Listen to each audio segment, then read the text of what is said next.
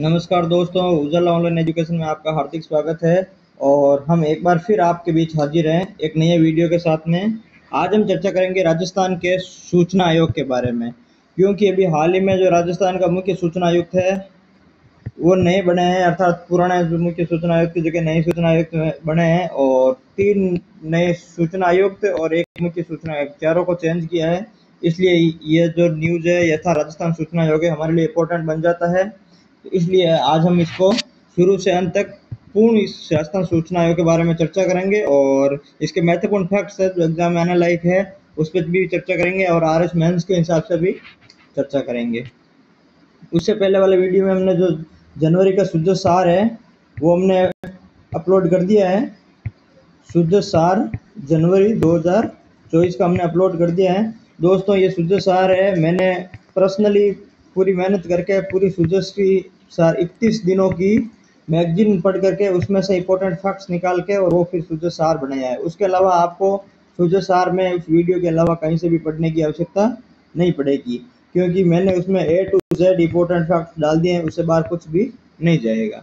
और आज हम इस वीडियो में बात करेंगे राजस्थान सूचना आयोग के बारे में, तो इससे बाहर भी कुछ भी नहीं जाएगा। तो आइए शुरू करते हैं। राजस्थान का जो सूचना आयोग है उसकी शुरुआत कहाँ से हुई? तो भारत के अंदर सबसे पहले 2005 में सूचना का अधिकार अधिनियम एक्ट पारित किया गया था संसद द्वारा 2005 में सूचना का अधिकार अधिनियम एक्ट पारित किया गया था। इसका क्या उद्देश्य था? सूचना आयोग का उद्देश्य क्या था? भारत में सूचना आयोग लाने का उद्देश्य क्या था? ताकि भारतीय नागरिकों को विभिन्न सरकारी सूचनाओं की उपलब्धता सुनिश्चित करवा सके, प्रशासन में पारदर्शिता लाने के लिए या फिर कोई भी सरकारी कार्य में पारदर्शिता लाने के लिए नागरिकों को कोई भी सरकारी सूचनाओं की उपलब्धता है वो सुनिश्चित कराने के लिए संसद द्वारा 2005 में सूचना का अधिकार अधिनियम एक्ट पारित किया गया था। ठीक बात है। उसके बाद में हम बात करते हैं इसी अधिनियम के अंतर्गत राजपत्रित अधिसूचना के माध्यम से केंद्रीय स्तर पर और केंद्रीय सूचना आयोग तथा राज्य स्तर पर राज्य सूचना आयोग की स्थापना का प्रावधान था। अर्थात 2005 में जो ये अधिनियम पारित हुआ था उसी अधिनियम में कहा गया कि भाई केंद्रीय स्तर पर तो केंद्रीय सूचना आयोग होगा और राज्य स्तर पर राज्य सूचना आयोग होगा। हमारे लिए इंपॉर्टेंट यही है कि हम केंद्रीय सूचना आयोग पढ़ते हैं और राज्य स्तर पर हमारे राज्य सूचना आयोग की जगह हमारे राजस्थान का जो सूचना आयोग है वो राजस्थान सूचना आयोग हो गया। उसके बाद में राजस्थान राज्य सूचना आयोग की स्थापना 18 अप्रैल 2006 को हुआ। तो हमारे लिए सबसे इम्पोर्टेंट फैक्ट कौन सा होगा? सूचना का अधिकार अधिनियम 2005। आज के लिए पूछते नहीं है, सभी को पता है। आरटी एक्ट 2005 हर किसी को पता है। उसके बाद में अपने जो पहला प्रश्न है जो एग्जाम के पार्ट ऑफ व्यू से पूछा जाता है वो है कि भाई राजस्थान जो सूचना आयोग है उसकी स्थापना कब होती है? तो 18 अप्रैल 2006 को होती है। याद रखने लायक है, ऑथेंटिक डाटा है, ऑथेंटिक साइट से उठाया गया है, 18 अप्रैल 2006। रट लीजिए, महत्वपूर्ण प्रश्न है। इस राजस्थान सूचना आयोग का मुख्यालय कहाँ है? मुख्यालय जयपुर है। राजस्थान राज्य में सूचना का अधिकार अधिनियम 2005 की धारा 15 के तहत राजस्थान राज्य में सूचना अधिकार अधिनियम 2005 की धारा 15 के तहत 18 अप्रैल 2006 को राजस्थान राज्य स्थापना की गई। तो दोस्तों अब हमने जैसे बात की है कि भाई अधिसूचना थी, अधिसूचना में ये लिखा हुआ था कि भाई केंद्र में केंद्रीय सूचना आयोग होगा और राज्य में राज्य सूचना आयोग होगा, और इसके तहत राजस्थान में राज्य सूचना आयोग है वो 18 अप्रैल 2006 को स्थापना की गई। लेकिन ये जो अधिनियम था उसकी किस धारा के तहत स्थापना की गई? ये किस धारा में लिखा हुआ था कि भाई राज्यों के स्तर पर राज्य सूचना आयोग होगा? तो ये लिखा हुआ था धारा 15 में। तो अभी तक जो हमने पढ़ी है उसका सार ये है कि भाई 2005 में संसद द्वारा आरटी एक्ट 2005 पारित किया गया था। उस एक्ट की धारा 15 में ये लिखा हुआ था केंद्रीय स्तर पर केंद्रीय सूचना आयोग होगा और राज्य स्तर पर राज्य सूचना आयोग होगा। और इस धारा 15 का प्रयोग करते हुए राजस्थान में राज्य सूचना आयोग की स्थापना की गई। वो की गई थी 18 अप्रैल 2006 को। तो धारा 15 का प्रयोग करते हुए 18 अप्रैल 2006 को राज्य सूचना आयोग अर्थात राजस्थान सूचना आयोग की स्थापना की गई थी। दोस्तों आजकल जो एग्जाम में प्रश्न पूछते हैं वो सूचना आयोग जैसे पिछली बार आरएसपुरी में था तो वो धाराओं से प्रश्न पूछ लिया गया था। तो सूचना आयोग जब हम पढ़ते हैं तो हमारे लिए कुछ धाराएं भी महत्वपूर्ण हो जाती है, इसलिए धारा 15 आपको याद रखनी है। कि इस धारा 15 के आधार पर ही राजस्थान में राज्य सूचना आयोग की स्थापना की गई थी 18 अप्रैल 2006 को, जिसका मुख्यालय जयपुर है। और ये एक वैधानिक आयोग है, ये एक संवैधानिक आयोग नहीं है, ये एक वैधानिक आयोग है। संवैधानिक आयोग है ना, वो आयोग होते हैं जिसकी चर्चा संविधान में की गई है। अर्थात संवैधानिक आयोग होता है जिसकी चर्चा संविधान में की गई है, अर्थात जिसका प्रावधान है वो संविधान के किसी न किसी अनुच्छेद में होता है। हम जैसे ये हमने पढ़ा है, तो ये संसद द्वारा पारित एक एक्ट के माध्यम से किया गया है, ना कि कोई संविधान का अनुच्छेद है, इसलिए इसको वैधानिक आयोग कहा जाता है। और जो जिसमें अनुच्छेद होते हैं, जैसे आरपीएससी है या फिर यूपीएससी है, उनमें हम अनुच्छेद पढ़ते हैं कि भाई 315 के तहत इनकी स्थापना की गई। तो जो अनुच्छेद पढ़ते हैं वो संवैधानिक आयोग है, जिसमें अनुच्छेद नहीं है वो वैधानिक आयोग है। अब देखते हैं राजस्थान सूचना आयोग की संरचना क्या है। राज्य सूचना आयोग में एक मुख्य सूचना आयुक्त होता है और अधिकतम 10 राज्य सूचना आयुक्त का प्रावधान है। 1 प्लस अधिकतम 10, एक तो होता है ये मुख्य सूचना आयुक्त, और जो सूचना आयुक्त होते हैं वो अधिकतम 10 हो सकते हैं, 10 से कम भी होते हैं। अभी जैसे वर्तमान में 6 कार्यरत है, 3 पहले थे और 3 को अभी हाल ही में नए को अपॉइंटमेंट किया है, तो टोटल 6 हो गए अभी। और एक मुख्य सूचना आयुक्त और 6 राज्य सूचना आयुक्त है अभी वर्तमान में। लेकिन अगर हम संरचना की बात करें तो 1 प्लस अधिकतम 10 हो सकते हैं। हमारे लिए एग्जाम में यही पूछा जाता है कि भाई वर्तमान जो संरचना है उसमें कितने सदस्यों का प्रावधान है, तो उसमें हम यही पढ़ेंगे कि 1 प्लस अधिकतम 10, अपने को यही एग्जाम में लिखना है, अर्थात हमारे एग्जाम में यही सही होगा। वर्तमान में 1 प्लस 4 सदस्य ये नहीं है, अब इसमें एक रिटायरमेंट हो गया और रिटायरमेंट नहीं हुआ, एक सदस्य यहाँ से उठा करके अध्यक्ष बना दिया गया है और पीछे 3 रह गए और 3 नए सदस्य आज और मतलब इस बार और बन गई है। तो ये 1 प्लस वर्तमान में 6 है और 1 प्लस वर्तमान में 6 है, और जो कुल संख्या हो सकती है वो 1 प्लस अधिकतम 10 हो सकती है। संरचना हो गई, संरचना के हमारी ये बात याद रखनी है, वर्तमान वाले कोई नहीं पूछते हैं वर्तमान में कौन है कितने हैं क्या नहीं, ये नहीं पूछता है। वर्तमान में तो कौन है ये याद रखना है, कितने हैं वो कोई जरूरी नहीं है, लेकिन अपने को याद रखने लायक एक ही बात है कि भाई मुख्य सूचना आयुक्त है वो और प्लस 10 राज्य सूचना आयोग का प्रावधान है। तो हमें याद रखना है 1 प्लस अधिकतम 10, इससे बाहर कुछ भी नहीं याद रखना है। अब इनकी नियुक्ति कौन करते हैं, जो मुख्य सूचना आयुक्त है और राज्य सूचना आयुक्त, उनकी नियुक्ति कौन करता है? तो इन सभी की नियुक्ति राज्यपाल द्वारा की जाती है। इनकी सभी की नियुक्ति कौन किसके द्वारा की जाती है? जैसे सीधा प्रश्न आता है नियुक्ति किसके द्वारा की जाती है, मुख्यमंत्री और ये बाकी वगैरह जो भी ऑप्शन देते हैं, तो उसमें हमारा जो सही आंसर होगा वो राज्यपाल होगा। तो राज्यपाल कैसे देते हैं? तो वो मुख्यमंत्री की अध्यक्षता में एक समिति की सिफारिश के आधार पर राज्यपाल देता है। मुख्यमंत्री की अध्यक्षता में एक समिति होते हैं, लेकिन जो सीधा प्रश्न पूछता है कि भाई मुख्य सूचना आयुक्त है या फिर राज्य सूचना आयुक्त की नियुक्ति कौन करता है, तो अपने को सीधा आंसर देना है कि नियुक्ति राज्यपाल करता है। ये राज्यपाल किस आधार पर करता है? तो ये मुख्यमंत्री की अध्यक्षता में एक समिति होती है, उस समिति की सिफारिश के आधार पर राज्यपाल करता है, राज्यपाल अपने मन से नहीं करता है। जो समिति में सदस्य कौन कौन होते हैं? अध्यक्ष होता है मुख्यमंत्री और सदस्य होता है विधानसभा के विपक्ष का नेता। विधानसभा में विपक्ष का नेता, यदि विपक्ष का नेता न हो तो विपक्ष के सबसे बड़े दल का नेता इसका सदस्य होता है। समिति में कौन कौन होता है? एक तो होता है मुख्यमंत्री द्वारा मनोनीत कैबिनेट मंत्री, कोई भी कैबिनेट मंत्री है जिसे मुख्यमंत्री मनोनीत कर देता है। एक मुख्यमंत्री खुद अध्यक्ष होता है और दूसरा होता है विपक्ष का नेता। यदि विपक्ष का नेता नहीं हो तो सबसे बड़ा जो विपक्षी दल है उसका सदस्य होता है। अध्यक्ष और सदस्य के लिए क्या योग्यताएं होनी चाहिए? अध्यक्ष और सदस्य के लिए योग्यताएं क्या होनी चाहिए? आयोग के अध्यक्ष व सदस्य को विधि, विज्ञान, तकनीक, समाज सेवा, प्रबंधन, पत्रकारिता, जनसेवा, संचार आदि का विशिष्ट ज्ञान होना चाहिए। अर्थात आयोग व सदस्य को कोई ना कोई विधि, विज्ञान, तकनीक, समाज सेवा, प्रबंधन, पत्रकारिता, जनसंचार, प्रशासन आदि का कोई भी विशिष्ट ज्ञान होना चाहिए। अर्थात कोई भी आईएएस अधिकारी, आरएस अधिकारी, जनसंचार, पत्रकार, प्रबंधन, तकनीक, वैज्ञानिक, एलएलबी किया हुआ, लॉ किया हुआ आदि का विशिष्ट ज्ञान होने वाला, अर्थात वो अपने मन चाहे किसी को भी बना सकते हैं। आयोग का अध्यक्ष और सदस्य उस समिति के आधार पर होता है, जिसका अध्यक्ष मुख्यमंत्री होता है, जिसका एक सदस्य मुख्यमंत्री द्वारा मनोनीत कैबिनेट मंत्री होता है और एक विपक्ष का नेता होता है। अर्थात यह जो समिति जिसकी सिफारिश करेगी उसको राज्यपाल मुख्य सूचना आयुक्त या सूचना आयुक्त बना देगा। तो जो ये अहर्ता ही है ये हमारे एग्जाम में पूछी नहीं जाती है क्योंकि उनके स्वविवेक पर ही होता है। राज्य सूचना आयुक्त, राज्य मुख्य सूचना आयुक्त व राज्य सूचना आयुक्त संसद या किसी राज्य विधानमंडल का सदस्य नहीं हो। ये इंपॉर्टेंट है कि भाई जो राज्य सूचना आयुक्त या फिर राज्य सूचना आयुक्त या राज्य मुख्य सूचना आयुक्त अगर बनाते हैं तो या तो संसद या फिर किसी भी विधानमंडल का सदस्य नहीं हो, अर्थात एमपी एमएलए नहीं हो, बाकी आप कोई भी हो, किसी भी राजनीतिक दल से संबंध नहीं हो, लाभ का पद धारण नहीं कर रखा हो। देखो दोस्तों, राजनीतिक पद से संबंध नहीं हो ऐसा तो इसमें लिखा हुआ है, अपने को याद रखना है, याद रखने के लिए। लेकिन व्यवहार में ऐसा कुछ नहीं होता है, राजनीतिक दल से संबंधित वालों को भी देते हैं, वो अपने जो अपने खास होते हैं, नजदीक होते हैं, उन्हीं को ही देते हैं। तो ये तो बात सिर्फ लिखने की है, लेकिन हमारे लिए एग्जाम के पार्ट ऑफ व्यू से ये इंपॉर्टेंट है, हम याद रखनी है कि जो एमपी एमएलए नहीं हो, राजनीतिक दल से संबंध नहीं हो, कोई लाभ का पद धारण नहीं कर रखा हो और लाभ लाभ का व्यापार और उद्यम न करता हो।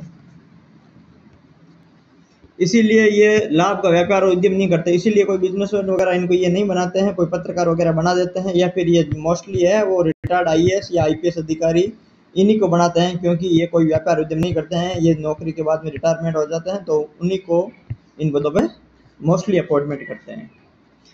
अब इनका कार्यकाल क्या होता है दोस्तों? अध्यक्ष और सदस्यों का कार्यकाल केंद्र द्वारा निर्धारित किया जाता है। अभी 2019 में इसका संशोधन हो गया है, पहले कार्यकाल इनका फिक्स था, लेकिन अब यह कार्यकाल केंद्र द्वारा निर्धारित किया जाएगा। इन्होंने यही लिखा हुआ है एक्ट में कि अध्यक्ष और सदस्यों का कार्यकाल केंद्र द्वारा निर्धारित किया जाएगा। अध्यक्ष व सदस्य पुनर्नियुक्ति के हेतु पात्र नहीं होंगे।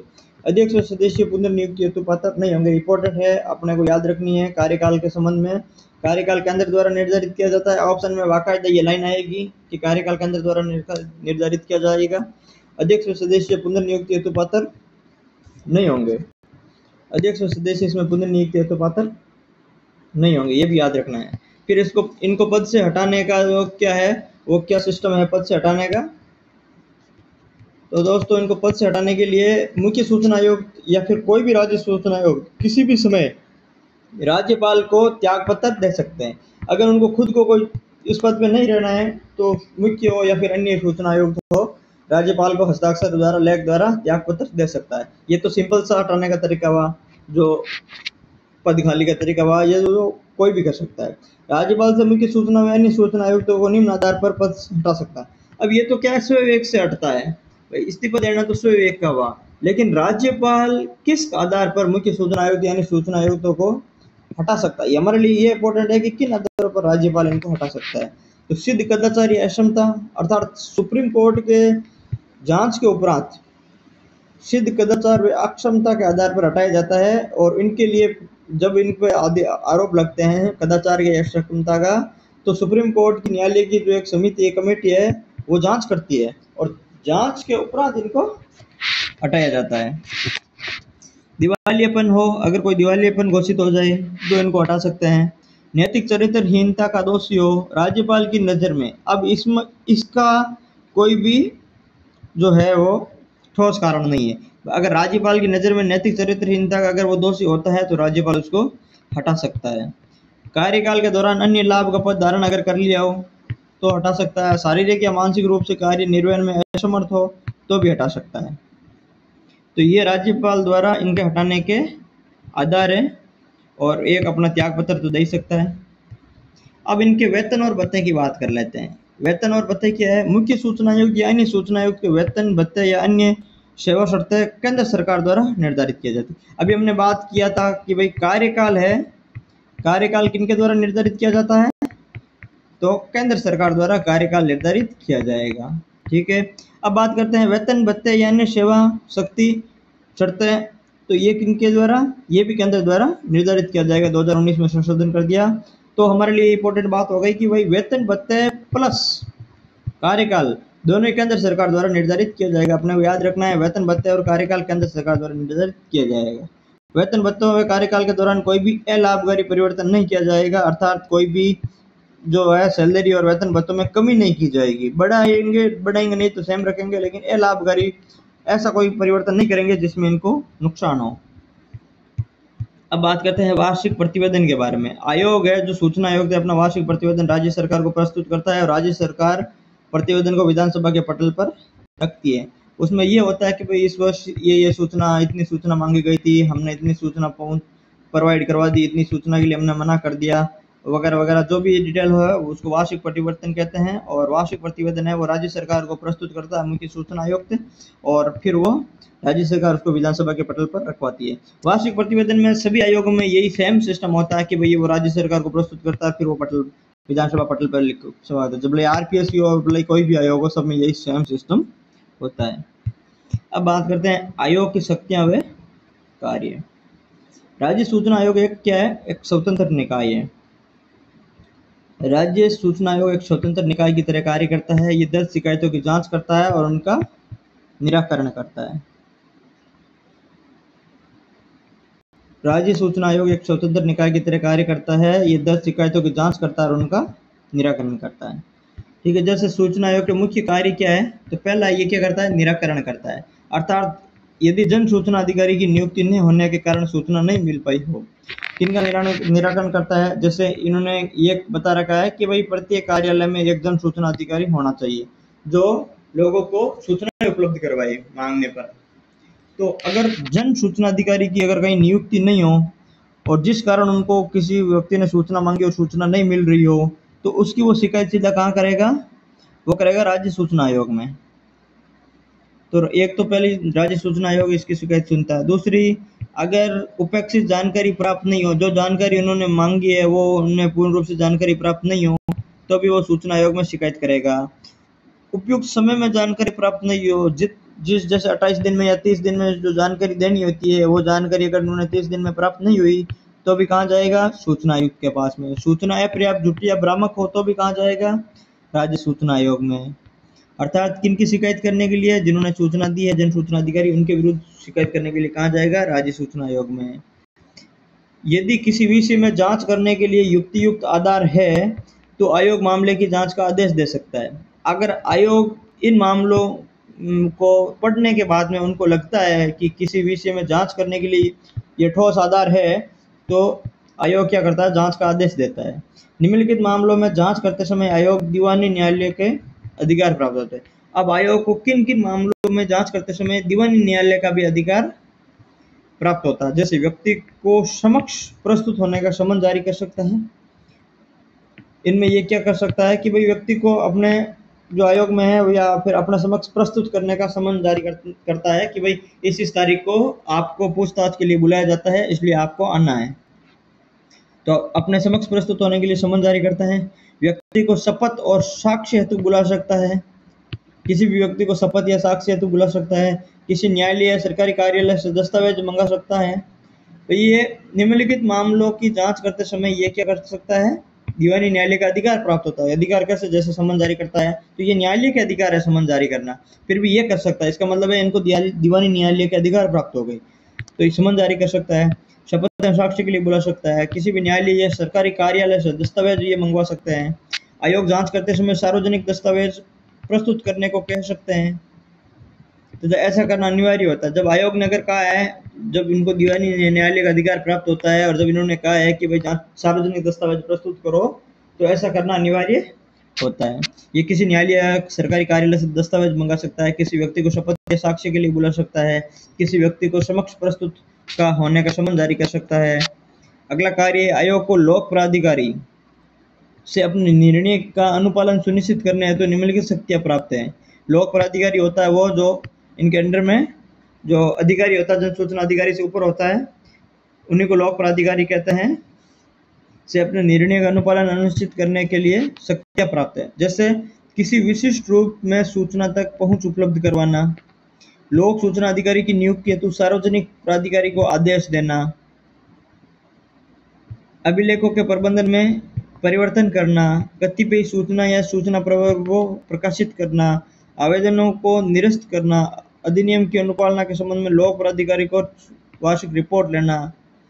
ये जो कार्य हैं, ये मोस्टली जो कार्य हैं, जो राज्य सूचना आयोग के कार्य हैं, वो वनडे एग्जाम या ऑब्जेक्टिव प्रश्नों में नहीं पूछे जाते हैं। मोस्टली ये पूछे जाते हैं RS मेंस जैसे एग्जाम में ये पूछे जाता है। जैसे राज्य सूचना आयोग के जो कार्य भी हमने पढ़े हैं, ये अगर RS मेंस की अगर आप तैयारी कर रहे हो तो आपके लिए ये इंपॉर्टेंट हो जाता है, तो उनके लिए ये पूछे जाते हैं। ऑब्जेक्टिव में ज़्यादा इसमें आप एक बार पढ़ लो, लेकिन ऐसा ऑब्जेक्टिव में कभी पूछा नहीं गया है।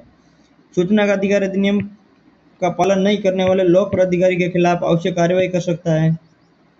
आयोग 250 से 25,000 तक का जुर्माना लगा सकता है। आयोग है वो 250 से कितने तक का जुर्माना लगा सकता है? 25,000 तक का जुर्माना लगा सकता है, 250 से 25,000 तक का। सूचना अधिकारी आवेदन लेने से मना कर दे, समय अवधि में सूचना उपलब्ध न करवाए, यदि अधूरी व अशुद्ध सूचना प्रदान करे, यदि सूचना उपलब्ध करवाने में बाधा उत्पन्न करे, अगर ये कारण हो, यदि ये कारण हो तो सूचना अधिकार अधिनियम का पालन नहीं करने पर लोक प्राधिकारी के खिलाफ आवश्यक कार्रवाई कौन करता है? राज्य सूचना आयोग करता है। और कितना जुर्माना लगा सकता है? 250 से 25,000 तक का जुर्माना लगा सकते हैं। अर्थात जैसे ये हमारे काम की बात है, अगर हम आजकल क्या है कि लोग काफ़ी आरटीआई भी लगाने लगे हैं। हम भी, हमारे कोई भी काम होता है निजी कामों के लिए आरटीआई लगाते हैं। आरटीआई लगाते हैं, कुछ भी किसी की जानकारी चाहिए होती है, अपने ग्राम पंचायत में किसी की जानकारी चाहिए होती है, या फिर किसी भी विभाग में कुछ भी जानकारी चाहिए होती है, तो हम आरटीआई लगा देते हैं। आरटीआई लगाने के लिए प्रत्येक विभाग में एक लोक प्राधिकारी की नियुक्ति हो रखी होती है, उनके पास में हमारी एप्लीकेशन जाती है। तो वो लोक प्राधिकारी क्या करता है भाई, सूचना के अधिकार अधिनियम नियम के तहत उसके पालना नहीं करता, अर्थात हमें हमारा आवेदन लेने से मना कर देता है, या फिर समय अवधि में सूचना उपलब्ध नहीं करवाता है, या अधूरी एवं अशुद्ध सूचना उपलब्ध करवाता है, या सूचना उपलब्ध करवाने में बाधा उत्पन्न करे, अर्थात पूर्ण रूप से सूचना उपलब्ध नहीं करवाए या फिर हमारे बाधा उत्पन्न करे। तो इन कारणों के कारण अगर हम इनकी शिकायत राज्य सूचना आयोग में कर देते हैं, तो जो राज्य सूचना आयोग है इनके खिलाफ कार्रवाई करता है और इनको 250 से 25,000 तक का जुर्माना देना पड़ता है। अब बात करते हैं राज्य के जो मुख्य सूचना आयुक्त हैं वो कौन कौन बने आज तक और वर्तमान में कौन कौन है, हमारे लिए इम्पोर्टेंट है अभी, क्योंकि अभी जो नए मुख्य सूचना आयुक्त बने हैं तो उनके बारे में भी हम चर्चा करेंगे। तो जो प्रथम मुख्य सूचना आयुक्त है राजस्थान का, वो श्री MD गौरानी है। अपने को याद रखना है, पूछते हैं, हर बार पूछते हैं कि राजस्थान के प्रथम मुख्य सूचना आयुक्त कौन थे। तो प्रथम मुख्य सूचना आयुक्त कौन थे? MD गौरानी। याद रखना है, राज्य के प्रथम मुख्य सूचना आयुक्त। दूसरा T श्रीनिवासन, सुरेश चौधरी और DB गुप्ता थे पहले, DB गुप्ता की जगह अब ML लाठर बने हैं। तो दोस्तों अभी तक 1, 2, 3, 4 और 5, अभी तक 5 मुख्य सूचना आयुक्त बने हैं। आपको पांचों के नाम याद रखने हैं, क्योंकि दोस्तों आजकल जो प्रश्न आते हैं इनमें से कौन मुख्य सूचना आयुक्त नहीं है या फिर नहीं रहे हैं, कौन रहे हैं, ऐसे प्रश्न आते हैं। तो उसमें से एक का नाम नहीं दिया हुआ था या फिर एक का दूसरा दिया हुआ था, 4 ये दे रखे होते हैं। तो अपने को इन 5 नाम है और पांचों को पांचों याद रखना है। अगर किसी एग्जाम में, इतने कंपटीशन में अगर आपको अच्छे से एग्जाम क्लियर करना है या फिर अच्छी रैंक लानी है, टॉप करना है, तो आपको इन 5 की 5 न्यूज को याद, अर्थात 5 के 5 नामों को याद रखना पड़ेगा। प्रथम मुख्य सूचना आयुक्त कौन है? MD गौरानी। उसके बाद में कौन है? T श्रीनिवासन। उसके बाद में कौन है? सुरेश चौधरी, DB गुप्ता और ML Lathar. DB Gupta just पहले था इससे, और अब वर्तमान में जो बने हैं, जुलाई में वर्तमान में बने हैं अभी, वो ML लाठर बने हैं। वर्तमान मुख्य सूचना आयुक्त कौन? ML लाठर। अपने को याद रखना है, प्रथम मुख्य सूचना आयुक्त MD गौरानी, वर्तमान मुख्य सूचना आयुक्त ML लाठर। और बीच में कौन बने? श्रीनिवासन, सुरेश चौधरी, DB गुप्ता, 3 बने बीच में। पहला वैसे भी याद है MD गौरानी, वर्तमान का वैसे भी याद करना पड़ेगा ML लाठर। ML लाठर से पहला था DB गुप्ता, फिर बीच में 2 ही बचे, T श्रीनिवासन और सुरेश चौधरी। ये 5 अपने को याद करने हैं। और जो सदस्य हैं, जो वर्तमान में सदस्य हैं, वही याद करना है, पुराने सदस्य को याद नहीं करना है। वर्तमान में सदस्य अभी है राजेंद्र प्रसाद है, श्री लक्ष्मण सिंह राठौड़ है, श्री शीतल धनखड़ है, इनको पिछले वर्ष बनाया था, शीतल धनखड़, लक्ष्मण सिंह राठौड़ और राजेंद्र प्रसाद। शीतल धनखड़, लक्ष्मण सिंह राठौड़ और राजेंद्र प्रसाद ये पहले थे, और अब नए बने हैं 3, ये 3 नए बने हैं अभी जुलाई महीने के अंदर, 3 नए बने हैं। एक तो ML लाठर जो पहले सदस्य थे उनको आयुक्त बना दिया गया है, और फिर 3 नए जो है सूचना आयुक्त चुने गए। जैसे इसमें कौन थे? सुरेश चंद्र गुप्ता, महेंद्र कुमार पारक और टीकाराम शर्मा। तो अपने को मेनली जो याद रखने हैं वो याद रखने हैं कि वही जो वर्तमान में जो नए सदस्य नियुक्त हुए हैं वो याद रखने हैं। एक तो ML लाठर अध्यक्ष बने DB गुप्ता की जगह, सुरेश चंद्र गुप्ता, महेंद्र कुमार पारक व टीकाराम शर्मा। ये 3 सुरेश चंद्र पारक, महेंद्र कुमार पारक, सुरेश चंद्र गुप्ता और टीकाराम शर्मा, ये 3 नए सदस्य बने और ML लाठर मुख्य सूचना आयुक्त बने। अपने को ये 4 नाम याद रखने हैं। T श्रीनिवासन, सुरेश चौधरी भी इनमें यहाँ मुख्य सूचना आयुक्त रह चुके हैं। दोस्तों हमने आज जो पढ़ी है उनमें इंपॉर्टेंट न्यूज़ इतनी है कि भाई हमें सबसे ज़्यादा एग्जाम में पूछे चीज़ यही है, इसी पेज से सबसे ज़्यादा प्रश्न आते हैं। जो मैंने आपको जितना बताया, जो मैं आपको बता रहा हूँ, अगर आप उतना याद कर लोगे ना तो श्योर है कि कोई भी एग्जाम में आप नहीं अटकोगे और श्योर है आप हर एग्जाम निकालोगे। अगर आपको इतनी चीज़ें याद होगी ना, जितना मैं बता रहा हूँ आप उतना याद कर लोगे ना करंट में, तो आपके एक भी प्रश्न उससे बाहर नहीं जाएगा, ये मेरी गारंटी है। तो इसमें एमडी कॉलोनी याद रखना है, एमएल अटर याद रखना है, टी श्रीनिवासन, सुरेश चौधरी और डीबी गुप्ता याद रखना है। 5 नाम याद रखना है, 3 इसमें याद रखना है। सुरेश चंद्र गुप्ता वर्तमान सदस्य है, महेंद्र कुमार पारक है और टीकाराम शर्मा है। 3 चीज़ें इसमें याद रखनी है। इसमें आपके लिए जानकारी के लिए है कि आपके कभी अब आप सूचना मतलब आरटीए लगाओ तो आपके लिए काम की चीज़ है, फिर भी जुर्माना 250 से 25,000 तक का है। इनमें एग्जाम में ऑब्जेक्टिव एग्जाम के लिए इनमें कोई नहीं है, ये मेंस के एग्जाम के लिए काम की बात है। उसको लिए हम अलग से मेंस की जब तैयारी करेंगे तो उसके लिए हम अलग से पढ़ेंगे मेंस वाले वीडियो में। वार्षिक प्रतिवेदन क्या है? आयोग जो वार्षिक प्रतिवेदन है राज्य सरकार को प्रस्तुत करता है और विधानसभा पटल पर रखवाता है। 2 ही चीजें काम की, वेतन भत्ते और कार्यकाल है वो केंद्र सरकार द्वारा तय किए जाएंगे। तो अपने को ये याद रखना, केंद्र सरकार द्वारा तय किए जाएंगे और लाभकारी परिवर्तन नहीं किया जाएगा, ठीक है। और राज्यपाल की नजरों पर हटा सकता है तो सिद्ध कदाचार, अक्षमता, नैतिक चरित्रहीनता का दोषी वो भी राज्यपाल की नजरों में कार्यकाल के दौरान लाभ का धारण कर ले और शारीरिक और मानसिक रूप में कार्य निर्वहन में असमर्था हो, इन आधार पर हटा सकता है और या त्याग पत्र से हटा सकता है, ठीक है। कार्यकाल अभी हमने बात कर ली, पुनर्नियुक्ति के पात्र नहीं होंगे और लाभकारी परिवर्तन भी नहीं किया जाएगा और केंद्र सरकार द्वारा निर्धारित किया जाएगा। अध्यक्ष और सदस्य के लिए हरते हैं, अब मैंने बताया कि ये आदि लिखा हुआ है, इसमें सब कुछ आता है।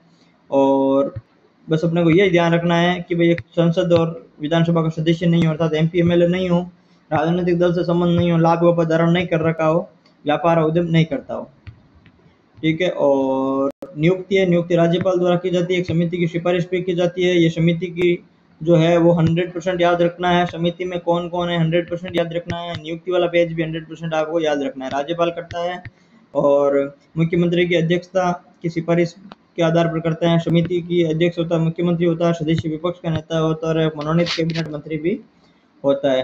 तो अपने को नियुक्ति याद करनी है और हटाना याद करना। हटाना राज्यपाल हटाता है और नियुक्ति भी राज्यपाल करता है।